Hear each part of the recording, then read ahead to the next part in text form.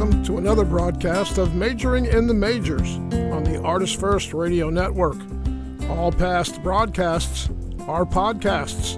You can find them at artistfirst.com. Your host, Pastor S.J. Munson, is the author of two books, The Treasure of Israel and Christ Held Hostage, The Hijacking of Christianity. Find them wherever great books are sold. Now, here he is, your host, Pastor S.J. Munson. Hi, this is S.J. Munson, and welcome to Majoring in the Majors. In the past, anyone doing genealogical research had to rely on books and U.S. Census reports, usually on microfilm. It was a laborious process, usually involving weeks of work. Today, however, the process has been amazingly revolutionized by the digitalization of documents such as census reports. But imagine how that process would be complicated if your ancestors that you were searching for had been enslaved. Until after the Civil War, slaves' names were not reported on U.S. censuses, which was, of course, a part of the effort to dehumanize the whole people group and thus justify the slavery system. But in Davie County, North Carolina, today, a group of amazing volunteers led by Marcia Phillips is now engaged in an enormous undertaking to make those records that provide clues to slave names available to those of the public who want to trace their ancestry. It's called the Named and Known Project, and Marcia is here with us tonight to talk about her project. She's an historian and the director of the History Room at Davie County Public Library in Davie County, and she is also the author of books such as Davie County Mavericks and Historic Shallow Ford of Yadkin Valley. Marcia Phillips, thank you for joining us this evening. Thank you, SJ, for inviting me and for seeing the value in this story of slave record recovery. And I so appreciate the opportunity to talk about it. Now, from what I understand, your love of history runs in your family. Can you talk about your family and your background and how you got started as an historian? Yes, I'd love to. I'm the daughter of a Davie County native, so I have deep roots here in Davie County. But my father, who was not from here, was a historian and a working historian and author. And I grew up reading history books. I often joke that I didn't know there were children's books until I had children, but that is somewhat the case because I grew up reading history books and history being taught to the dinner table. And so I've had a lifelong love affair with history. I taught it for many years, about almost 30 years over the course of some interruptions with children and things like that. And I loved teaching, but then there came a time when I wanted to work in the field of history. So I went back the same month I turned 50. I went back to school, Eastern Michigan University, and got a master's in historic preservation, which has enabled me to work in some great world-class museums, the Henry Ford Museum in Dearborn, Michigan, Old Salem Museum here in Winston-Salem, and gave me an opportunity hands-on with history, and I love that. I love working with the actual documents. So while I'm privileged today to work in two great libraries, the one at Wake Forest University and here in Davie County, I'm not a trained librarian or archivist, although I did that in several colleges for a while. I worked in that field too. I'm a working historian, and so I bring a little different perspective, I think, to the history records, because for me, history should be preserved and protected, and that's what archives do, but it should also be accessible. And in the field of public history today, in which I write books, the whole idea is not to hide the history, but to bring it to the public, to bring it out so that it's well known. So I feel fortunate to be able to do that. Now, can you talk about the Named and Known Project? How did you get started with that? Why did you choose to focus on this particular area of research? And why did you choose to call it the Named and Known Project? Well, it kind of had its origins in two processes going on.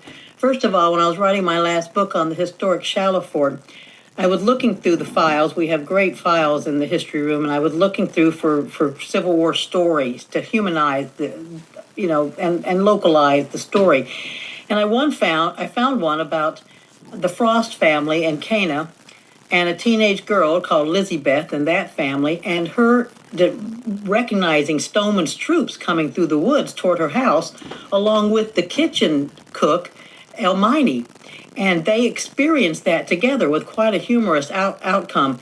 The soldiers came in, they weren't going to harm them, but they gathered some eggs out of one of their nests that they thought were hen eggs. They were old goose eggs, a sitting goose, and they demanded that Elmini scramble them up, cook them for them. And she tried to say no, and they told Lizzie-Beth, you make her do what we told her. And so she cooked them up and gave them to her. And as they were leaving, Lizzie-Beth, and she tells this 80 years later to her granddaughter who wrote it down, and we have this secondhand from that account, that oral history. But she said to them, she said she looked at Almighty and she was crying so hard, that she was laughing. She was laughing so hard she was crying. She wasn't sure what she wasn't just having a meltdown.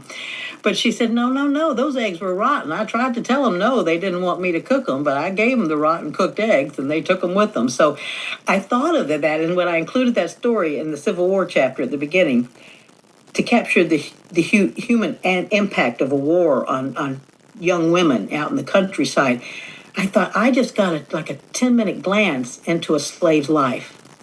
And that's so surreal that we don't often get that experience. Slaves didn't write down their life stories. Many of them could not read or write. Also, they did not generate the paperwork that their slave owners did. And so as we started thinking about this, and the other thing that kind of triggered that, I worked with a project out of UNCG with the Register of Deeds office as a volunteer called People Not Property. And this was a splendid idea that the slaves' names, when they are not in the census in Davie County, that would be the 1840, 1850, 1860 census, after it became a county, but before emancipation, they just appear as a blank, no name. They give their gender and age, but the slave is not given a name. And the People Not Property project out of UNCG graduate school was such a splendid idea that we have some of those in wills and deeds in the Register of Deeds office. So they did them for many counties that have put their records online, but Davie County, to the credit of our Register of Deeds, Kelly Funderburk said, no, we think we want to do that ourselves. So I and 12 other volunteers went in and spent time going through the old books and creating spreadsheets with the slaves' names on them and the names of the owner and anything else that could be determined about them. And that has just gone online, I understand, just this last week. I haven't even had time to look at it yet publicly. That's available online.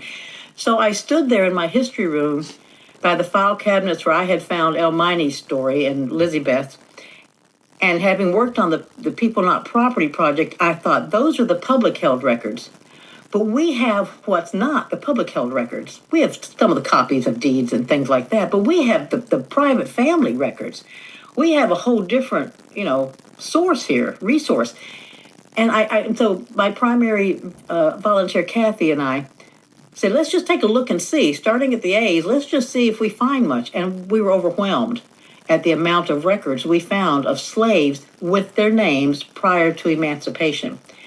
In the end, we found over 3,000, and we are still finding records. Wow. Which just blew my mind. We could identify at least 1,200 different slaves, probably more, but because there are common names like Mary and John, we aren't sure. Sometimes we're still sorting out which slaves were which ones by first name. But along the way, I kept using the catchphrase. We did it kind of under the umbrella of People Not Property. And yet then I realized we weren't really working under them, and that wasn't right to use their name. Furthermore, I Googled to see if it was copyrighted, and it was, not by that group, but by the National Archives. So I thought, well, if this is going to become a real thing, I need to come up with a different name. I had been calling it Find and Findable, because that was our working goal, find the names and then put them into an index where they would be findable by other people. But in the end, as we bantered back and forth about a new name, I came up with Named and Known, because that represents the ultimate goal of the project. We want them to give their names back. We can't literally do that, of course, in an official document like the census, but we can create a spreadsheet that can be printed out and laid side by side with, say, the 1860 census and match up, okay, this is the slave owner, and this is the young woman that was this age at this point in time, and this is what her name was. The first time this happened, a little over 3 years ago now, in the history room, I was there with Kathy, my primary volunteer, fellow staff member at the library who worked in the history room with me, Rachel, and then Marie, who does a lot of research for our room and she had put together the 1840 census and brought up the slave schedule and had all this spread out in front of us. And we had found a few documents about one woman. So let's just see if we can do this. Let's see if we can match this up. And we did. We said, okay, here we go. Here we got this is the slave owner. Here we got a 28-year-old female in 1860. And almost simultaneously, the four of us sitting around that table looked at each other and said, it's Dorcas. I think what I said is, her name is Dorcas. And we literally got goosebumps because we felt like we had almost filled in a blank and given that census woman back her name. It occurred to me later in the day that what I had said was not this was Dorcas, but this is Dorcas. And in a sense, we had given her a presence, not literally, of course, but a presence in the room that day by speaking her name out loud, which is what has prompted me since then to encourage people when they find slaves that their family owned and that served their family, can't do anything for them except speak their name out loud in the room. We want to at least acknowledge them, to say this person lived in this county. The 1860 census tells us that 1 out of every 4 residents in Davie County was a slave. That blew my mind. I did not think we had that many slaves in Davie County because my ancestors, the ones I knew in the few previous generations, did not own slaves. So I was blown away how many slaves. That's 1/4 of our population that isn't out there publicly the names. So at that point, we said we have to go ahead with this. And 2.5 years later, of a dozen volunteers, 5 in particular who worked from the beginning to the end, nonstop, some of them, would bring out one file after the next, lay the papers out, read things that had not been transcribed, be moved by them. I made copies of every one so I could see everything, and I also did the files in the vault. And we came out with over 3,000 records that are in binders now with indexes and will sometime soon, hopefully in the near future, be online for people to access electronically as well as in the room. That's wonderful. Did you have any idea when you began that you would be pioneering in this field? I understand that you thought you would be connecting to a wider movement, among libraries to be doing this, but it sounds like, you were sort of working in new territory. Well, I don't feel that way. I still don't feel like a pioneer still because I assume there are other people out there doing it. I asked the director of the People Not Property, did he know of other historical archives doing it along like we were? And he said no. I checked, went online, Google, tried to find, but I assume there are other groups that have come up with the same idea and are just out there working on the down low like we were for 3 years, putting together their project. I wished I could have found somebody else to say, hey, how do you do this? As opposed to just making it up as we went along. Right. But that was our only option. And we've tried it and we found some things didn't work. We've said, no, we can't do that. We need to do this. This is better. This makes it more accessible.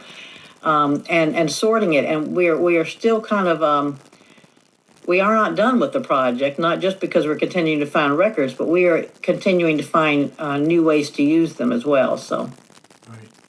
Now, we talked about census reports, which give only the gender and the age, usually, of the enslaved people. But what kind of other documents are you talking about? You talked about wills, I think. And where are they found? How do you get access to those? Well, these have been accumulated. I'm blessed to work in a room that's been 60 years in the making. People have been bringing in documents and donating or having them copied and copies kept, or stories out of the newspapers, obituaries, of course, out of the newspapers, cemetery indexes. It has been accumulating for 60 years, so we have a really rich repository of history in that room. So it speaks to that first and foremost. But the amazing thing, the thing that surprised me as we started finding them, we expected to find maybe slave sale transactions, wills that left slaves to family members, tax list. We expected the predictable. What I did not expect was 15 different types of records, 15 different categories, everything from church records to cohabitation, marriage records, to cemetery records, to business records. I was continually surprised up until about 6 months ago when I found the one I had been looking for all along, and the 15th was a manumission record by a man by the name of Strangeman Hutchins. You can't make that up. Strangeman is his first name, and he lived up to it, I think. He freed not all of his slaves, but his adult slaves when he was moving down from Virginia. Most of them had the same last name of Scott, and he kept 4 healthy young teenage boys by that name until they reached the age of 18. Or no, 21, excuse me. The females, they would be freed at 18, but at 21, those would be. So he both freed slaves and seemingly kept some that were in the same family. I think to have the family continue, maybe to move down there with him, to keep the family together. I don't know. But he said they would be freed when they reached 21. So a few of these slaves came to Davie County with him, and within a couple of years were freed because of the parameters that he had established. We found that will of Strangeman Hutchins, and just incredible. Some of the categories we found were obvious ones, but others were not so obvious, like business records. Slaves don't show up much in business records because they didn't own businesses. They weren't employed. Those were free men of color that were employed by businesses. But I have a document, you get to see, a document here from the 1835. It's a business journal of 2 brothers who owned a store, and they were the Gaither brothers, Ephraim and, forget the other ones right now, but Ephraim's the important one. And inside this, they would keep records of where somebody had brought and bought something on credit and came back and paid, and then he paid it, he crossed it out that it was paid. But on the front, on this page, is a list, 2 columns. I haven't counted up, but there must be at least 50 people there. A list of slaves. I couldn't figure this out at first. I had to do some research. I thought, why has a businessman got a list of slaves? Because it literally says, Allen, boy of A. Kelly. David, boy of E. Gibbs. Henry, boy of Frost. Here, I'm looking for the girl one. Caroline, girl of Kent. And beside each of them, it has a number, which we assume is their age, but then we found some of them were just 2, 3, and 4, so that didn't make sense. What we believe this to be, and this is somewhat speculation, but somewhat based upon some research, the slave owners would allow some slaves they trusted to come in and conduct business for them, to purchase something or to pay a debt, that was something bought on credit, and they kept a record of what slaves that they could deal with on behalf of the master. I had never heard of that anywhere else. So we found not only names, I mean, this gives us, 40-some names, but also a type of business record to show they were part of the transaction. They were trusted to handle funds and to come home and to not run away on the way home. I don't know how successful that always was, but that was very interesting. The most interesting thing about that is Ephraim Gaither, one of the shop owners' son, was then the clerk who registered for us the cohabitation records after the Civil War ended. Of course, the slaves were not allowed to have a marriage license as blacks and as slaves. They weren't entitled to that legal document. So they had their own ceremony, set up their own households, and after the war was over and emancipation had gone through in North Carolina, they petitioned courts to allow them to declare them married because they didn't want their children to appear to be illegitimate. And literally, the state of North Carolina allowed cohabitation records, and we have a binder with cohabitation records of hundreds of names of slaves who went before a judge, and the clerk, Ephraim Gaither, the son of this man, who probably grew up in that store, would register there that so-and-so and so-and-so came before the court, said they had been in a committed relationship for 20 years, had children, were committed to each other, and he declared them married. Now, in a sense, that's fascinating. They didn't want a marriage license after the fact. They just wanted the state to acknowledge and give legitimacy to their marriage commitment. But this, right after the war, with names paired together, that was a beautiful record for finding slaves and making connections because they were connecting with each other at this point in marriage and long-time commitment. Some of the other documents we found Now, let me get back to my notes here. With that. Anyway, just to name a few of the different categories, we found a few slave sale records, but not many. It's always been said and understood that slaves were swapped more than sold back and forth in Davie County. And so we did find a few, but not many. We found, of course, wills. This is some of the language in wills. I would look across out of my office at a volunteer who's working on these papers and just tears running down her cheek one day.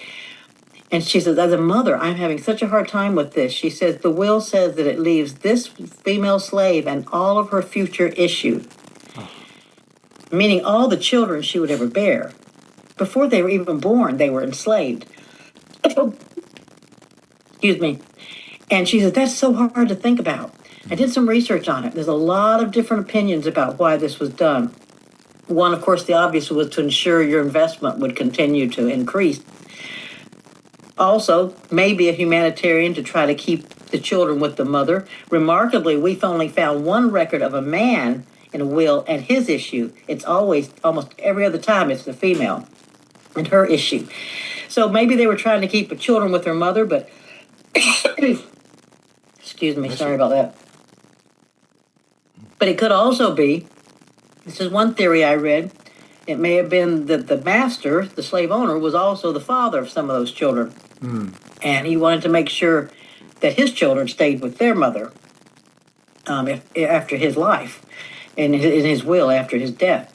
So there was a lot of things like that were just really kind of hard sometimes to understand or to sort out.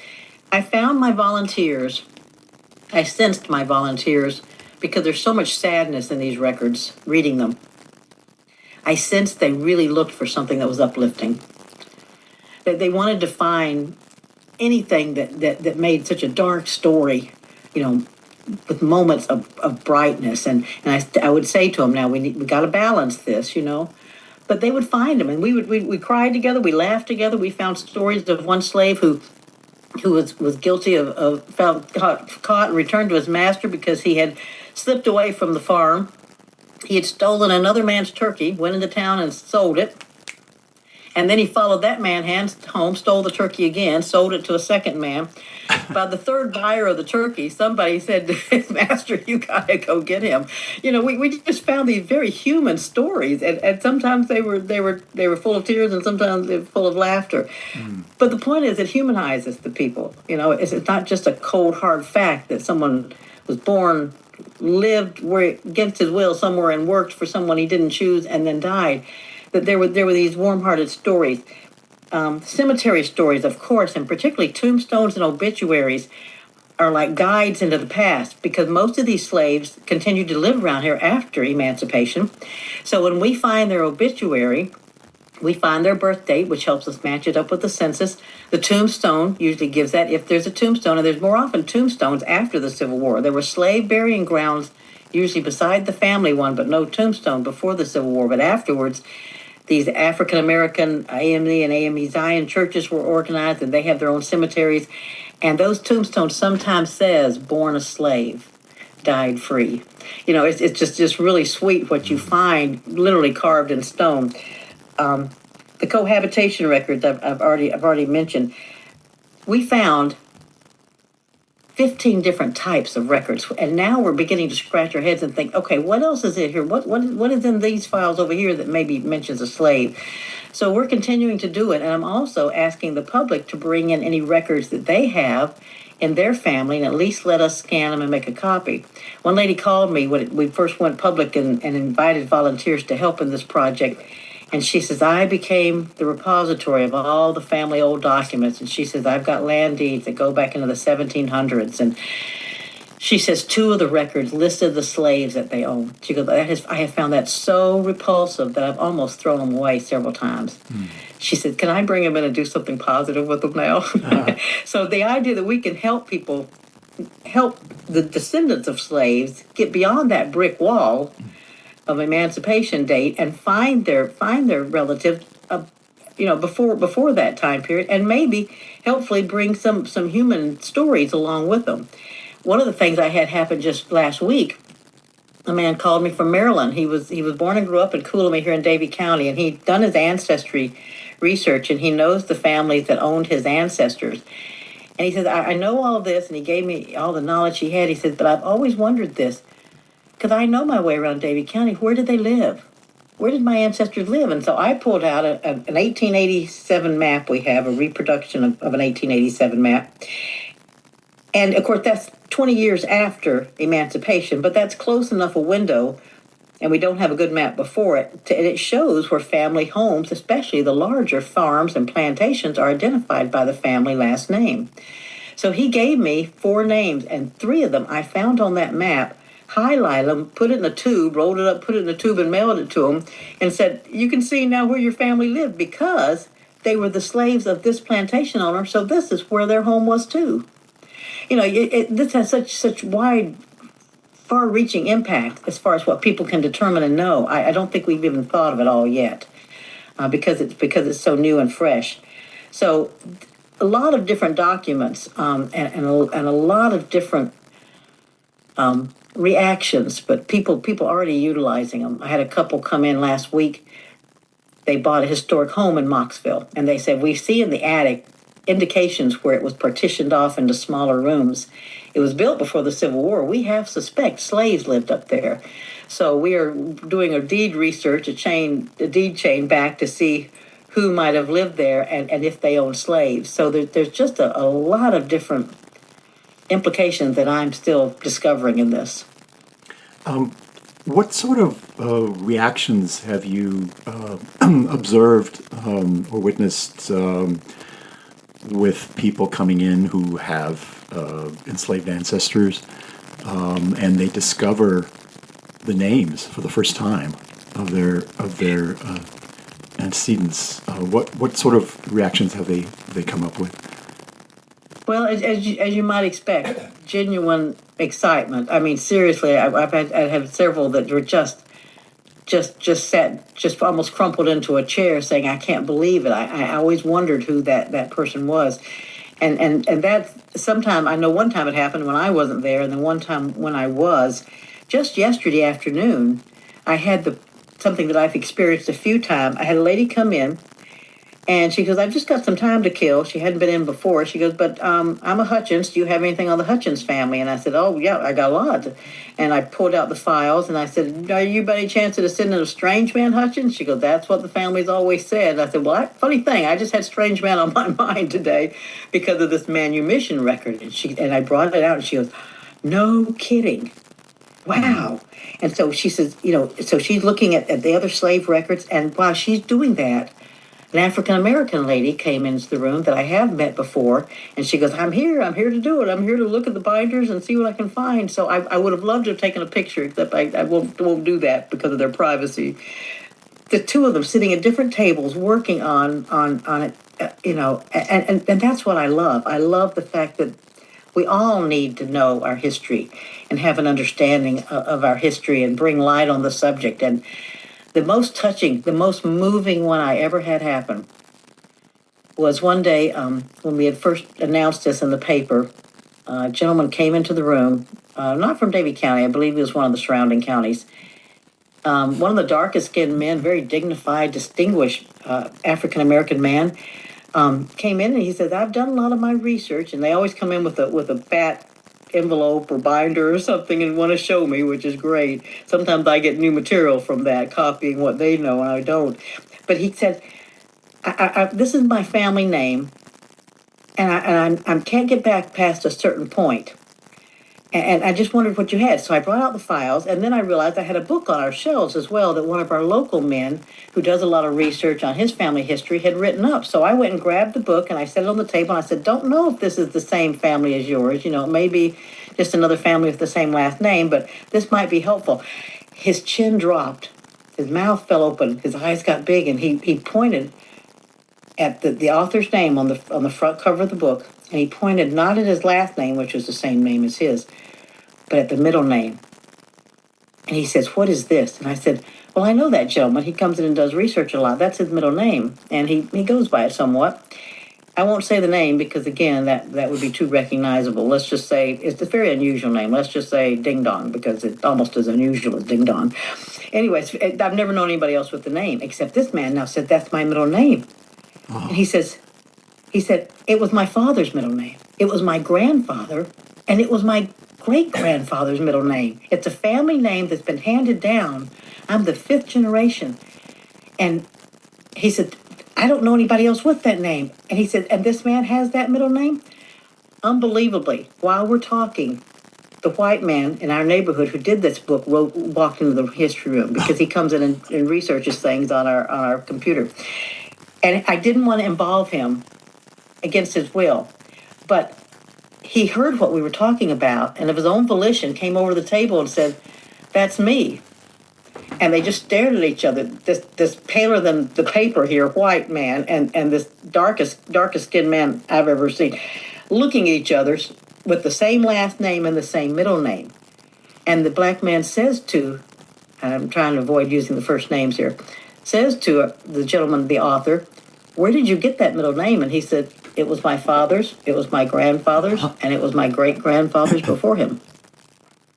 Now, at first, everybody just kind of went quiet in a moment. And I said, well, it's very possible that then his family might have been the owners of your ancestors who were their slaves. And he said, yeah, but there's one catch to that. The black gentleman said that my first great-grandfather, the first one given this name, he's listed in the 1870 census with an M as mulatto. He was half black and half white. And there was this epiphany that they probably weren't connected through ownership and slave, but also biologically. This gentleman's great-great-grandfather may have been his great-great-grandfather's father, biological father, and the name is what handed it down. There are times like that, and so I said, I'm going to leave you two to talk this out and deal with it however you want to, and I'm going back into my office, and if you need me, holler. They sat there at the table and talked for about 10, 15 minutes, then they walked out of the room together, stood outside talking a while. I have not heard the follow-up on that. But they connected, literally connected right there in the room. So you don't get many moments like that working in archives. So it was splendid. It was splendid. That's an amazing connection story. What is your vision for the future of this project? And are you hoping that this is the kind of project that will catch on? And what steps could someone take? Say, if a librarian or a local historian is listening, or someone who would like to see this kind of project in their county, if they're interested in starting such a project, where would they begin? Well, I think you have to look at what you have. We have an amazing resource in the history room. It's called a room. It's really a wing on the building, the library, that has been accumulated, like I said, over decades. I knew we had lots of records. You look at what you have, and then you say, who in the community would benefit from this?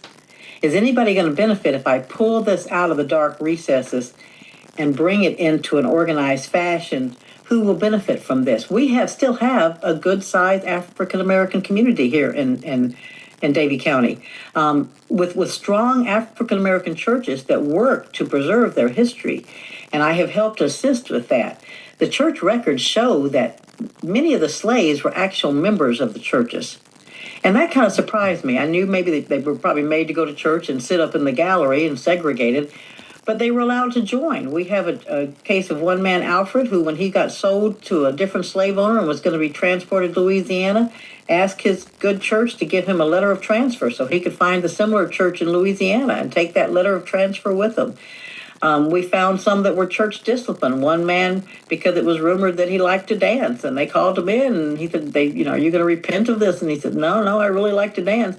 But then those same churches, 5 years later, after emancipation, helped the slaves that had been part of their church organize their own churches. And we have historic black churches throughout Davie County. So I felt like there was a need and people who would benefit from this.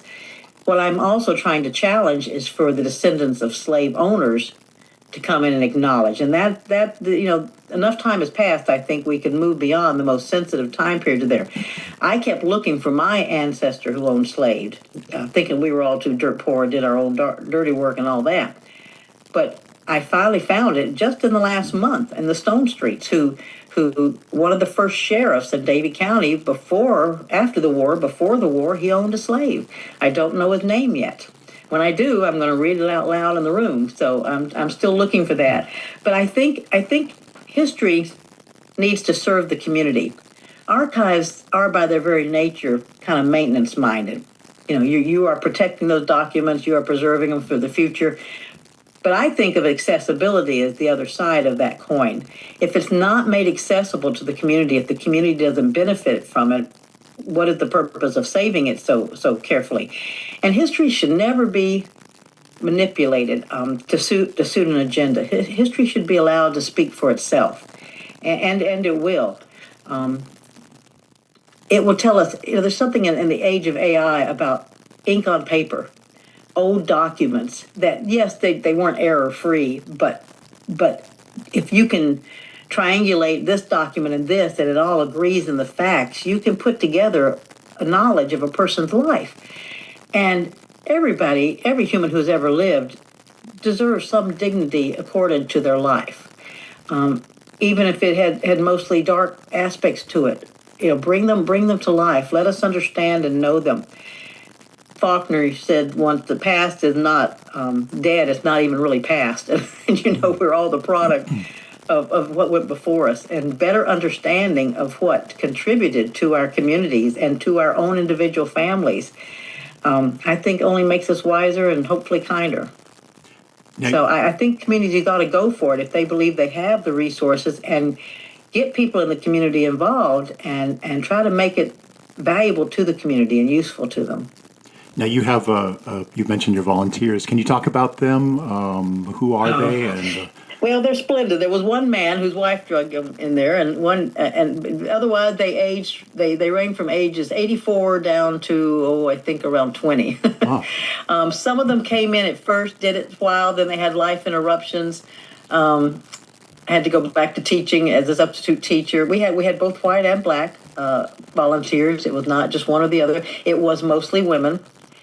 And so it was like a band of women, to be honest with you, a band of sisters who were determined to get this done and to do it right. And they would leave me Post-it notes on the copies because they did it on their own. They would come in and give their own time, sit there for an hour, flipping one page after another, sometimes very hard to read, looking for that name. And sometimes it didn't say slave. Sometimes it said chattel or my boy, which is such an ownership title, and it was hard on them. And yet they were determined to do this for their community. And I have nothing but praise for the fact that if it had been up to me, it would have taken 10 years to go through all those records and probably wouldn't have happened. But with these wonderful women, yeah, and they are my best advocates. I got them all T-shirts, and we came to a certain conclusion that said, we made history, and they wear them around the community and tell everybody, you have to go in and see this. So yeah, they are the real gold that came out of that. And we became friends. We even found some of us were related. So, it was a great experience to work with people who just give of their time and energy with nothing in return, except to know they've made a contribution to history. And that's pretty remarkable. It's amazing how this project, somewhat unpredictably, but sometimes I think predictably too, brings people together over such an issue, as a divisive issue as slavery. Well, it's a project of the heart and the soul, as well as the hard, cold paperwork, the data. You never reduce it just down to data when it tugs at your heart, and so much of this did. And they were so good to understand that, and they each adopted several people that they said, let me tell their story when we do this, So they're a sweet bunch of women and did an unbelievable job. And one of the reasons that I wanted to talk about this project, I think it's so important, and would love to see this expand across the United States, is that just like everything else in our culture right now, history too is becoming increasingly politicized. There seems to be a movement, to rewrite or even erase the unpleasant parts of our history. And this project does the opposite of that. This project shines light. It gives names to unknown or unnamed people, and it brings people together, and it lets people experience both the darkness and as you said, the light of our history together. Yeah, I often compare what we do in the history room, especially in this project, to a lighthouse, which always was on a national shore, always was Irish or German or something.